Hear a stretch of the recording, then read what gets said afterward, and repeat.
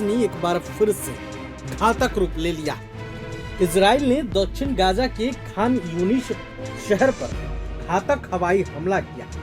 इस हमले में लगभग 94 लोगों की मौत हो गई है, वहीं इससे कहीं ज्यादा लोग घायल हो गए। मामले की जानकारी देते हुए खान यूनिस के नासर अस्पताल के मुर्दा घर ने बताया कि कुल 54 शव अस्पताल लाए गए। इनमें से कई शव टुकड़ों में थे और कुछ बॉडी बैग्स में एक से ज्यादा लोगों के अवशेष थे। बता दें कि यह लगातार दूसरा दिन है जब गाजा में भारी बमबारी हुई।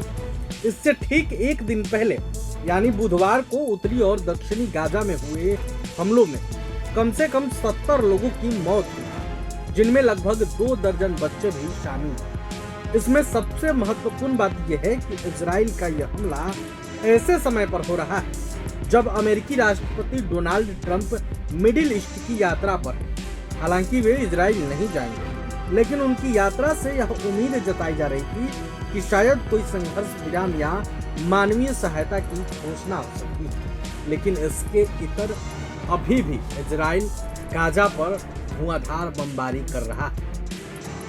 इस बीच इजराइल के घातक हमले को देखते हुए इंटरनेशनल मानवाधिकार संस्था ह्यूमन राइट्स वॉच ने गुरुवार को कहा कि गाजा को कब्जे में लेने और लोगों को जबरन विस्थापित करने की इजराइल की योजना नरसंहार के बेहद करीब है। इसके साथ ही संगठन ने अंतर्राष्ट्रीय समुदाय से इस मामले में अपनी चुप्पी तोड़ने की अपील की। बीती मंगलवार रात और बुधवार सुबह इजराइल ने उत्तरी गाजा में ताबड़तोड़ हवाई हमले किए।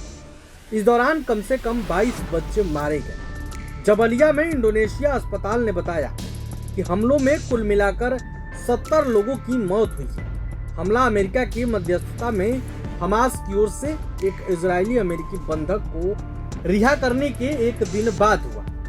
गाजा में इजराइल के बढ़ते हमले को देखते हुए हमास के साथ साथ कई देश लगातार युद्ध विराम समझौते की तैयारी में लगे हुए हैं। इस बीच बीते मंगलवार को इजराइल के प्रधानमंत्री बेंजामिन नेतन्याहू के बयान से ये बात साफ हो गई कि अब गाजा युद्ध विराम की उम्मीदें और धूमिल होती जा रही है। नेतन्याहू ने कहा था कि ऐसा कोई तरीका नहीं है जिससे इजराइल गाजा में अपना युद्ध रोक सके। इससे युद्ध विराम की उम्मीदें धूमिल हो गई। इसके साथ ही उन्होंने कहा था कि इजरायली सेना जल्द ही गाजा में अपनी पूरी ताकत के साथ प्रवेश करेगी और हमास को खत्म करने का मिशन पूरा करेगी। गौरतलब है कि 7 अक्टूबर 2023 हमास ने दक्षिण इजराइल पर हमला कर 1200 लोगों को मार डाला। इसके जवाब में इजराइल ने गाजा में बड़ा सैन्य अभियान शुरू किया।